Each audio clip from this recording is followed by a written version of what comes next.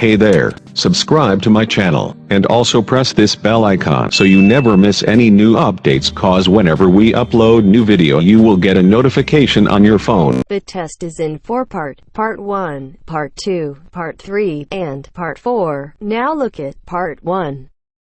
Part 1.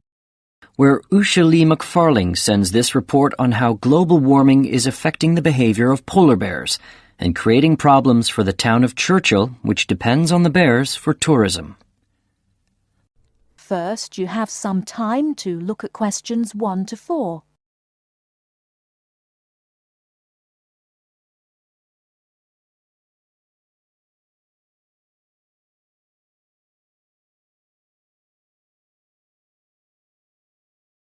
Now we shall begin. You should answer the questions as you listen, because you will not hear the recording a second time. Listen carefully and answer questions 1 to 4. This week's Our World program comes from Canada, where Usha Lee McFarling sends this report on how global warming is affecting the behavior of polar bears and creating problems for the town of Churchill, which depends on the bears for tourism. The Hudson Bay polar bears are an unusual group. They spend half their year living on the frozen sea ice. And in a normal year, around springtime, when the weather gets warmer, the bears move onto land as the sea ice begins to melt. Once they have done this, their lives enter a new phase, which involves a change in their metabolism. They don't hibernate, but their bodies slow down because they won't eat for the next 6 months. During this half of the year, they lose hundreds of pounds in weight. Each autumn, as the temperature falls, the bears migrate past the small town of Churchill, waiting for the Hudson Bay to freeze over again. When it has, the bears go back onto the sea ice. Now they can build up their fat reserves by feeding on seals. They survive because the surface of the Hudson Bay is normally frozen from mid-October through to mid-April. During these months, the bears sleep on ice floes and swim in the frigid waters.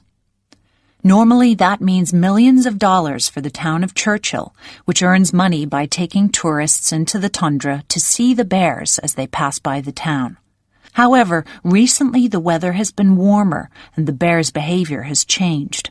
The warm weather prevents the sea from freezing, and so the hungry bears come into town looking for food.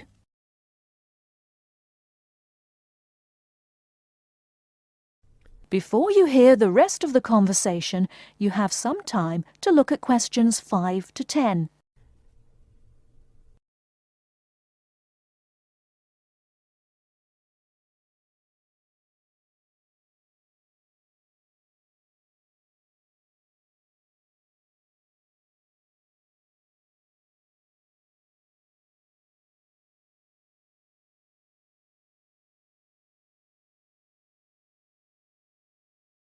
Now listen and answer questions 5 to 10. The town of Churchill has good reason to look after the bears. Rough estimates indicate the province of Manitoba earns in the region of $300 million each year from bear tourism. Bears are the backbone of our economy, said town manager Darren Ottaway. While Ottaway is concerned about an abundance of hungry bears coming to town in the short term, he is even more worried that global warming may mean no bears here at all one day.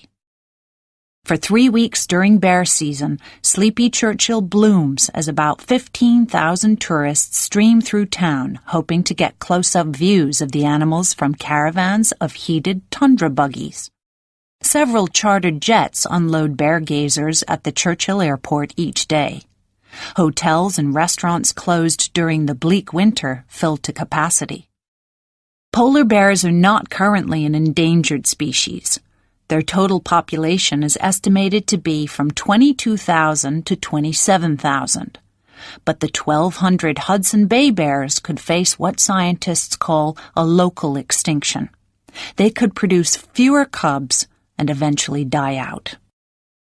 Officials and business leaders in Churchill have already begun planning for alternative ways of generating income.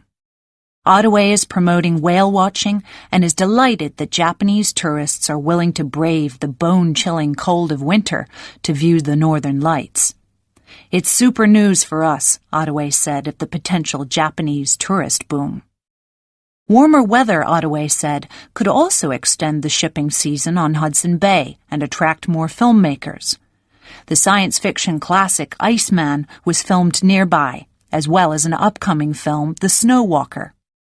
When people talk about climate change, you have to look at the benefits too, OUDE said. Others, however, feel differently. The bears have been in our community for years, said one resident. They're like neighbors, and everybody ought to be helping to make sure their natural life cycle can be maintained. That is the end of part 1. You now have half a minute to check your answers.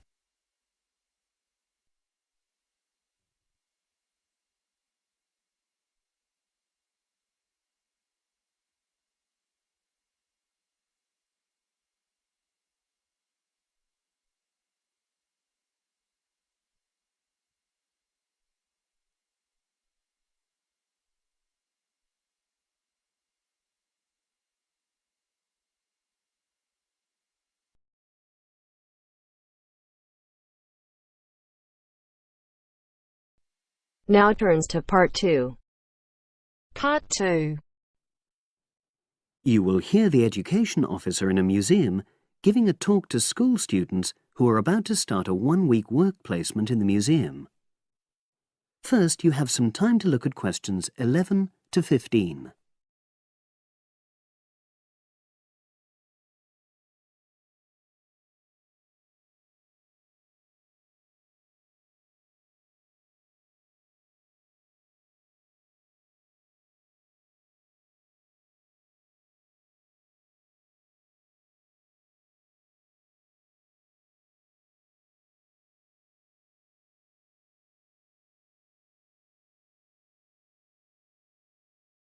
Now listen and answer questions 11 to 15.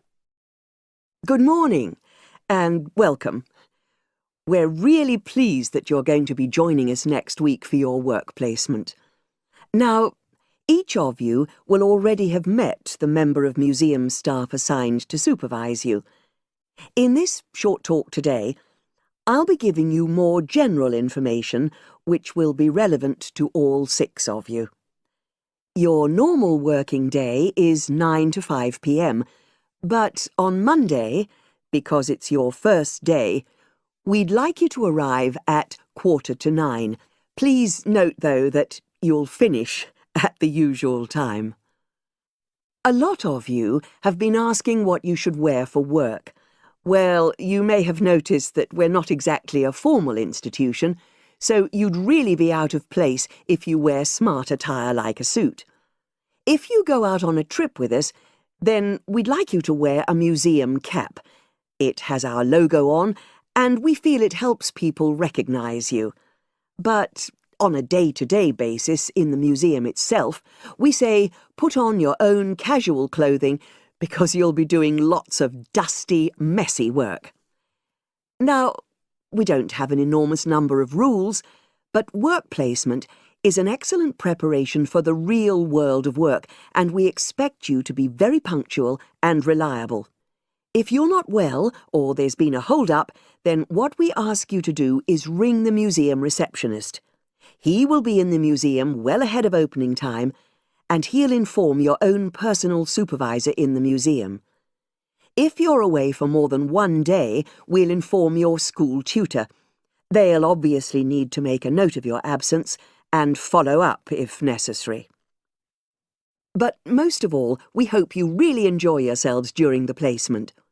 Students say they have a lot of fun, whether it's working with kids in our art workshops held every Monday, or, the most popular, when they go out on our outreach work to residential homes, recording elderly people's memories of school days for our oral history project. So, we hope you feel excited by the prospect of starting next week and well prepared.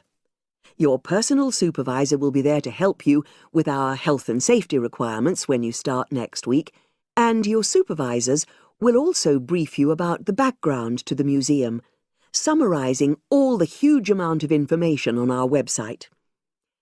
In the next couple of days, it might be worthwhile if you get hold of evaluations and other notes made by students who've worked with us before.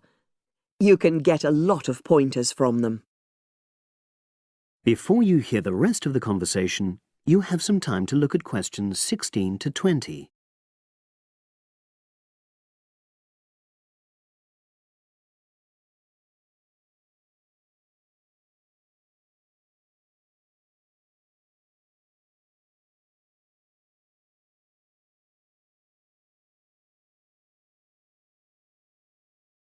Now listen and answer questions 16 to 20. Now, before I finish today, I wanted to help you find your way around the museum. When you start next Monday, the first thing you'll need to do is sign in. Come through the main entrance and you'll see the main staircase straight ahead. To the right of this is the statue of the horse, and just behind that is a door. Go through that, and that's the sign-in office. Now, on the first day, you'll be working in Gallery 1. You'll find this as follows. In the central courtyard area, close to the entrance, there's a large chest where visitors put donations for the museum. The door just behind that leads to Gallery 1. The workshop you'll be taking part in starts at 11, but if you want to go in earlier, you can get the key and let yourself in. The key box is quite hard to find. Walk behind reception, and it's between the large gallery and the bookshop. I haven't mentioned breaks, lunch, etc. Unfortunately, our cafe's closed at the moment, so your best bet is to bring a packed lunch. We tend to have our sandwiches in the kitchen area. Go round the reception desk and you'll see a small circular cabinet. The door to the kitchen area is just behind that. Now, every day we put up notices about what's happening in the museum. Your supervisor will brief you, but if you want to check up on details, look on our staff notice board. This is in the corner of the play area, at the back, on the wall of Gallery 3.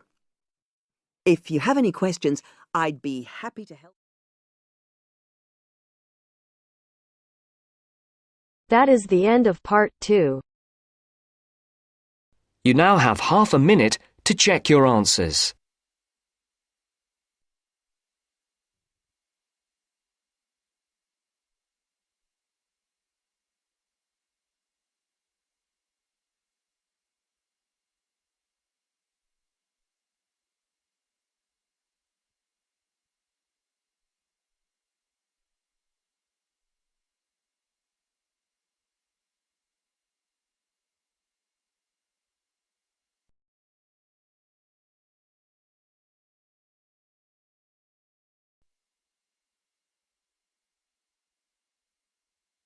Now turns to part 3. Part 3. You are going to hear part of a lecture on some useful information for your travelling around Britain. Listen to the lecture and complete the notes below. First, you have some time to look at questions 21 to 25.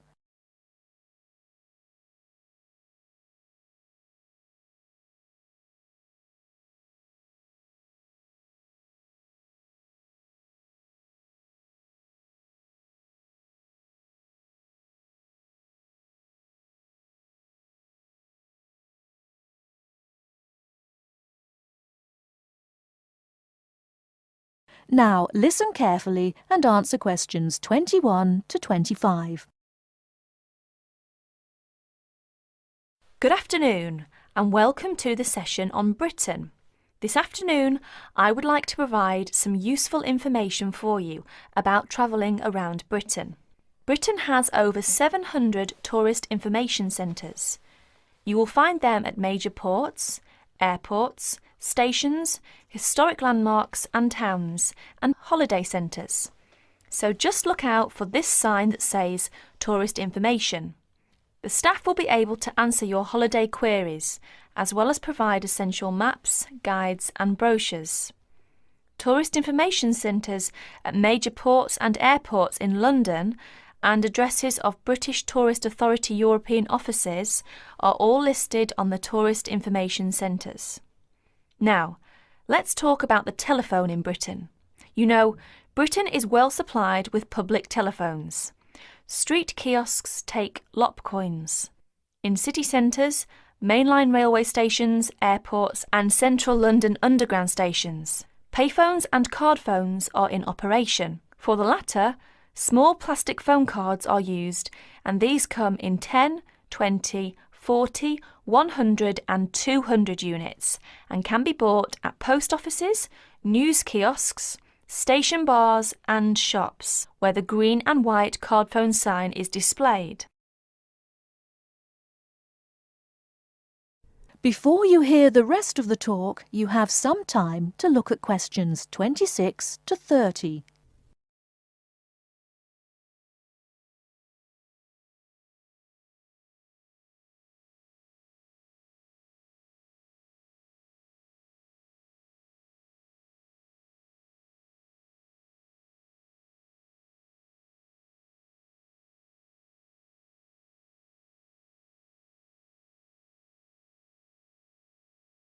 Now listen and answer questions 26 to 30.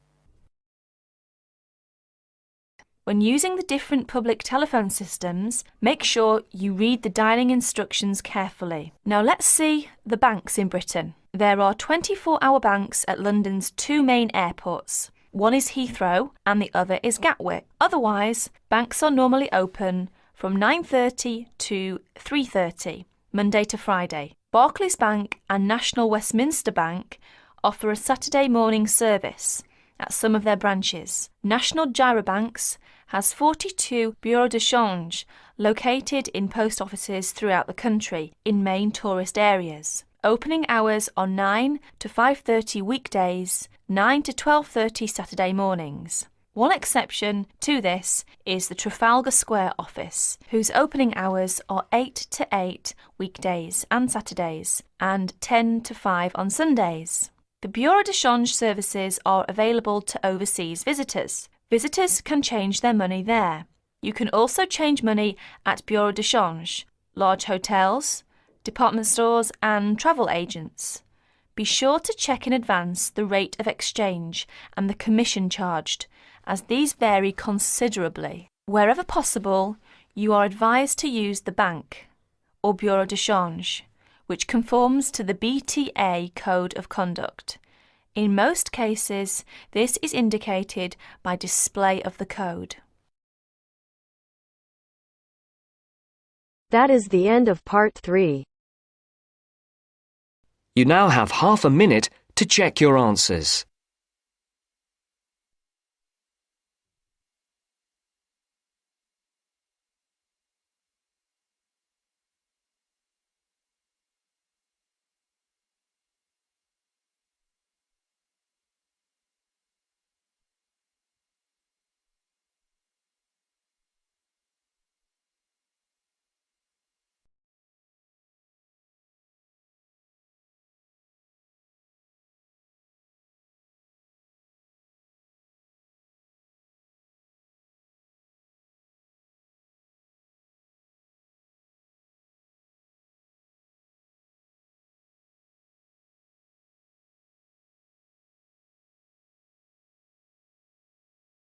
Now turns to part 4.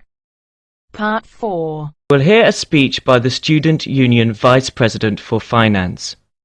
First, you have some time to look at questions 31 to 40.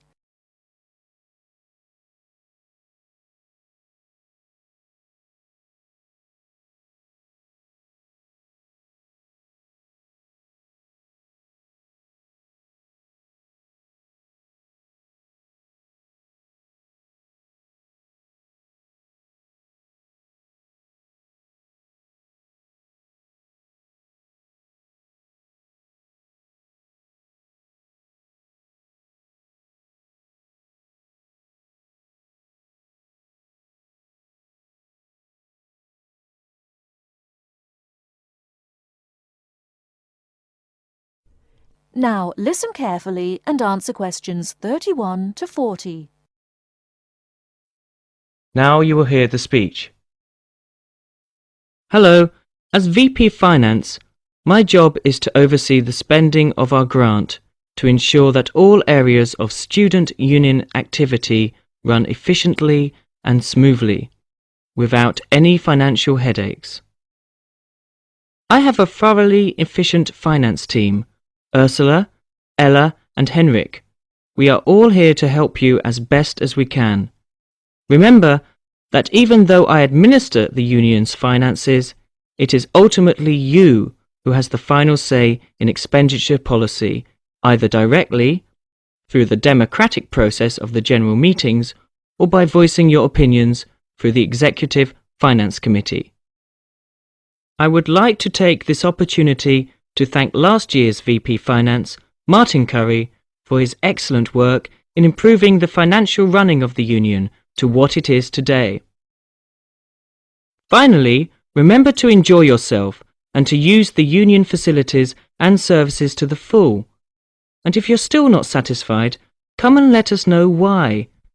Extra note, in order to maximise my time as VP Finance and to give a more efficient service to students, the Finance Office will only be open to students from 11 o'clock AM to 1 o'clock PM and 2 o'clock PM to 3 o'clock PM.